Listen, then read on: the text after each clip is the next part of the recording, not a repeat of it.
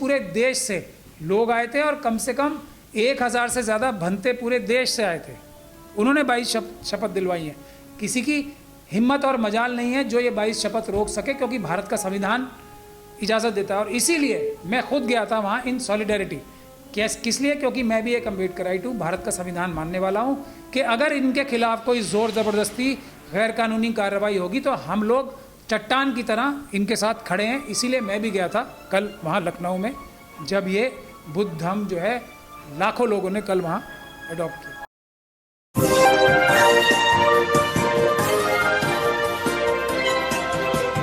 पल न्यूज़ से मैं हूं आपके साथ नदीम अकरम। 22 शपथ जंतर मंतर पर क्या ली गई, जिसमें 10,000 हिंदुओं ने धर्म छोड़कर के बौद्ध धर्म अपना लिया, जिसके बाद भारतीय जनता पार्टी को सियासत करने का मौका मिल गया। और इस कदर बवाल मचाया जा रहा है कि सांसद मनोज तिवारी भी बयान देते हुए दिखाई दिए, तो वहीं तमाम लोग बयान देते हुए दिखाई दे रहे हैं।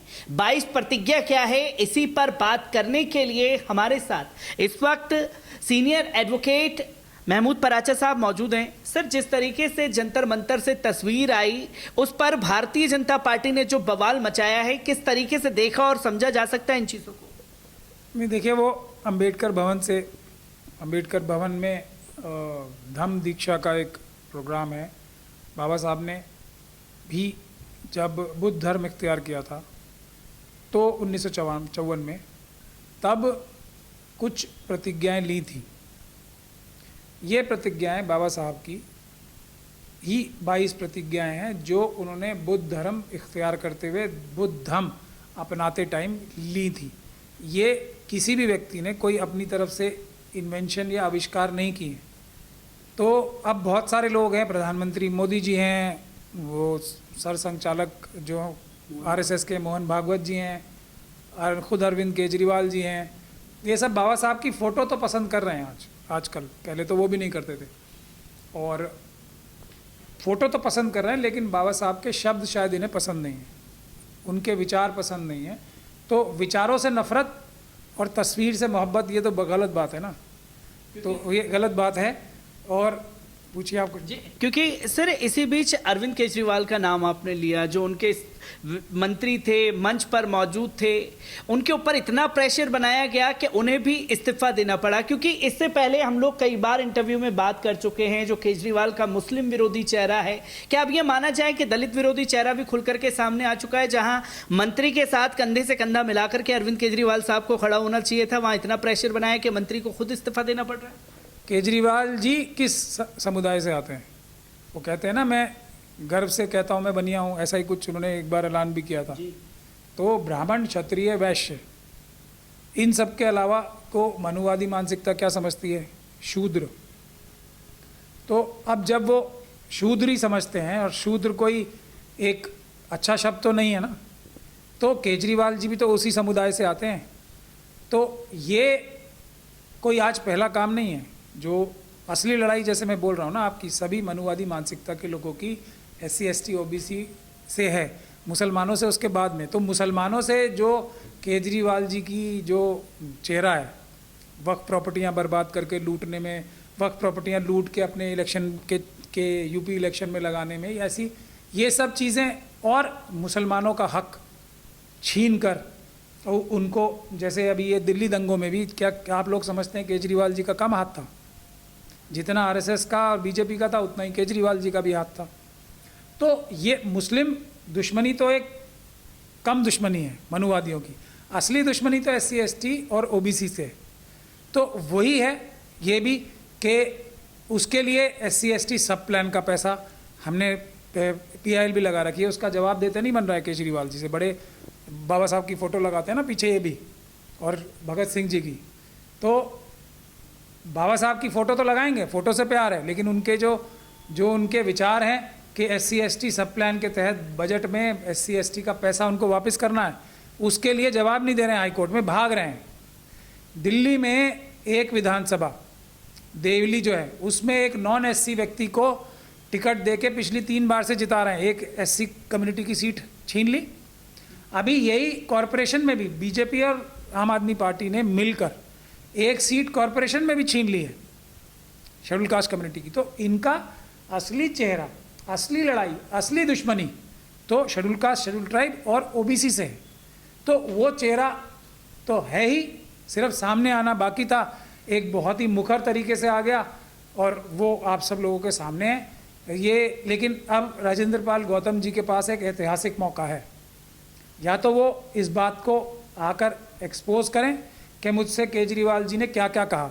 सिर्फ वो बता ही देंगे ना राजेंद्र पाल गौतम जी कि केजरीवाल जी ने इन प्रतिज्ञाओं के बारे में राजेंद्र पाल जी को क्या कहा, तो पूरी दुनिया के सामने केजरीवाल जी का असली चेहरा आ जाएगा कि किस प्रकार से उन्होंने राजेंद्र पाल गौतम जी की बेइज्जती की और किस प्रकार से बदतमीजी की उनसे। तो ये अब राजेंद्र पाल जी गौतम पे है। अगर वो देश में नेता बनना चाहते हैं, चेंज लाना चाहते हैं, और आज मुलायम सिंह जी का भी देहांत हो गया है, तो वो भी इतने बड़े नेता थे, तो अगर वो वैसा नेता बनना चाहते हैं तो ये ऐतिहासिक उनके पास मौका है। साफ तौर पे बताएं कि केजरीवाल जी का चेहरा क्या है, हर एक मनुवादी मानसिकता का चेहरा असली क्या है, ये उनको बताना चाहिए। क्योंकि सर इसी के साथ साथ लगातार देखा गया कि शपथ की वीडियो जो है सोशल मीडिया पर वायरल होती है, तब यही मनोज तिवारी जो हैं भाजपा के सांसद कहते हुए दिखाई देते हैं, और जिसे क्रिमिनल मीडिया आप लगातार कह रहे हैं, वो क्रिमिनल मीडिया ये दिखाने की कोशिश करता है कि साहब ये लोग, जितने भी लोग मंच पर मौजूद हैं, ये लोग हिंदुओं के खिलाफ भड़काने का काम करते हैं। जब जब मनुस्मृति को चोट पहुंचती है या मनुवादी चेहरे को उजागर करने की कोशिश की जाती है, तब हिंदू कैसे खतरे में आ जाता है? कि मैं आपको बता रहा हूँ, असली लड़ाई है दो ही पक्ष हैं देश में। अब इसको आप कुछ भी कहते रहो, किसी भी ज़बान में कह लो।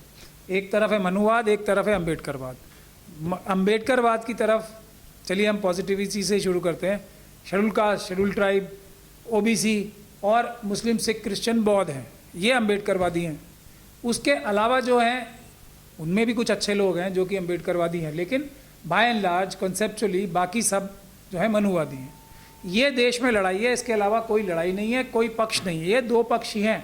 तो इसमें से तय कर लेते हैं हम कि कौन किस तरफ है, वो वही असलियत है। अब देखिए, मैं इस बात को बार बार कहता हूँ और आज फिर दोहराना चाहूँगा। मॉब लिंचिंग होती थी किसके ऊपर? मुस्लिमों के ऊपर। मैं क्या बोलता था कि मुस्लिम तो सिर्फ दिखावा है, असली निशाना शेड्यूल कास्ट और शेड्यूल ट्राइब है। मुसलमानों से ज़्यादा इन्होंने मॉब लिंचिंग की शेड्यूल कास्ट, शेड्यूल ट्राइब के लोगों की। जिस तरीके से अभी ये गरबा करते हुए 2 मुस्लिम युवकों को पुलिस मार रही थी, वैसी पिक्चर्स आप शेड्यूल कास्ट और शेड्यूल ट्राइब की रोज़ देखते हैं ना, उनको बांध के पीटते हुए। तो उनको रोज़ मूंछ रखने पे पीटते हुए देखते हैं आप, उनको पीटते हुए देखते हैं, मंदिरों में जाने पे पीटते हुए देखते हैं, रोज़ उनको मोटरसाइकिल पे चढ़ने में, अपनी शादी में अपनी घोड़ी पे चढ़ने में पीटते हुए देखते हैं, आपने रोज़ देखते हैं ना। तो असली लड़ाई किससे है? ये मॉब लिंचिंग वगैरह की जो आदत डलवाई जा रही थी लोगों को, उसको एक नॉर्म बनाने की कोशिश किस लिए हो रही थी कि हम जो ये सैकड़ों साल से अत्याचार किए जा रहे हैं, इसका जस्टिफिकेशन हो। लेकिन असली उनके ऊपर। अब धर्मांतरण का लॉ आया था, बहुत सारे लोग ये कहते थे कि ये इस्लाम धर्म के खिलाफ है। मैं तब भी ये कहता था, आज भी ये कहता हूँ, ये इस्लाम धर्म के खिलाफ है, ये क्रिश्चियनिटी के खिलाफ है, ये सिखिज़म के खिलाफ है। लेकिन इन सब से ज़्यादा जो डर और ये खिलाफ जो कानून धर्मांतरण के बन रहे हैं जगह जगह, वो बुद्ध धर्म से डर के।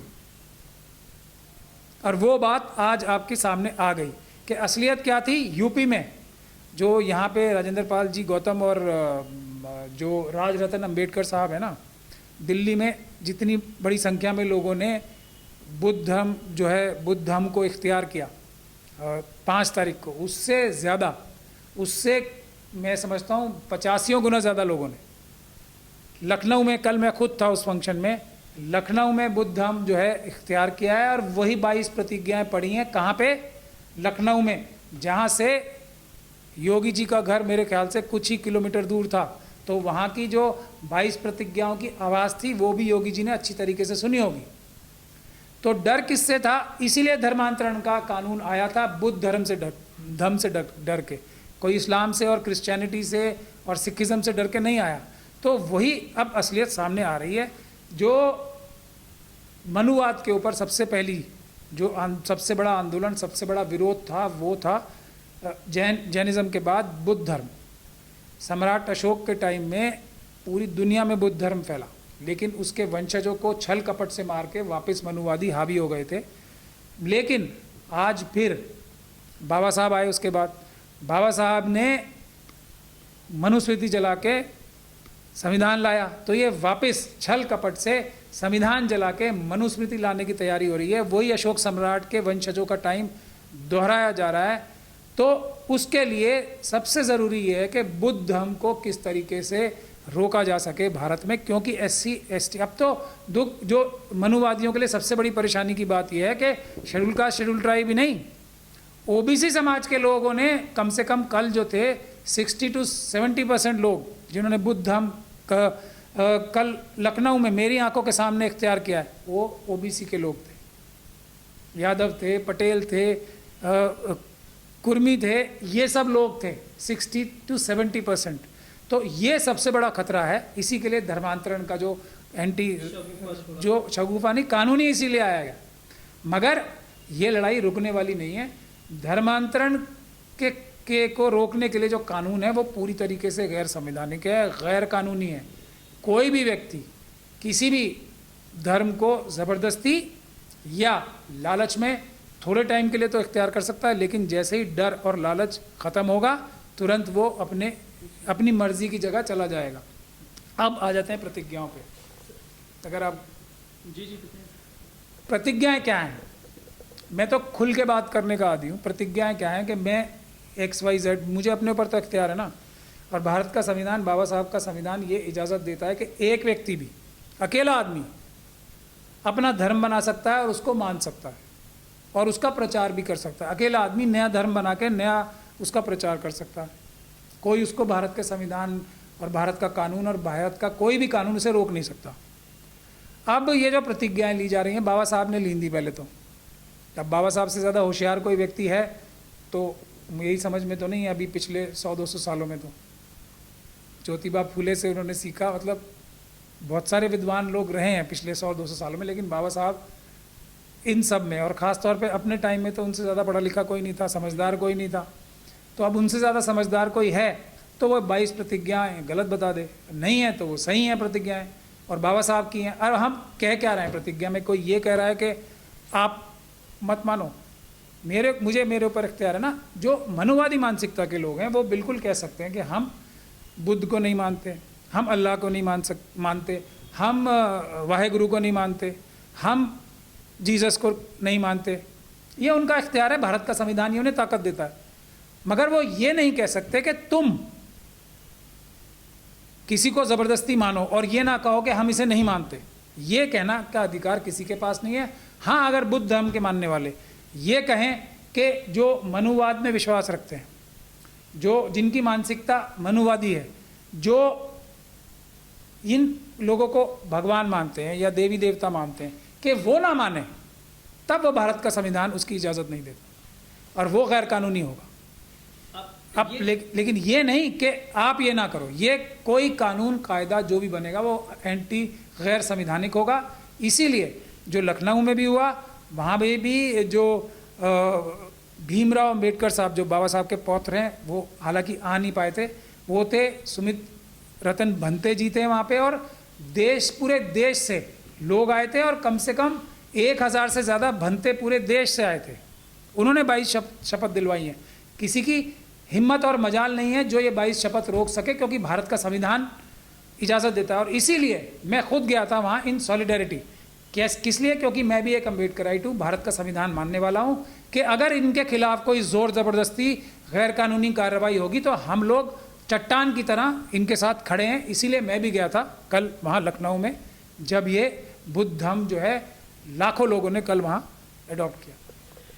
एडवोकेट महमूद पराचा साहब हमारे साथ मौजूद थे, जिन्होंने साफ तौर पर यह समझाने की कोशिश की कि 22 शपथ क्या है, क्योंकि जिन लोगों ने 22 शपथ को नहीं पढ़ा तो वो भी मीडिया के सामने आकर के बयान देते हुए दिखाई दिए कि साहब देखिए जबरन जो है धर्मांतरण किया जा रहा है। पर 22 शपथ का मतलब ही यही है कि लोग अपनी मर्जी से जो चीज़ करना चाहते हैं उसका अधिकार उनके पास है, किसी के ऊपर जोर जबरदस्ती करके बौद्ध धर्म अपनाने का अधिकार नहीं है। कैमरामैन शब्बीर के साथ मैं नदीम अकरम।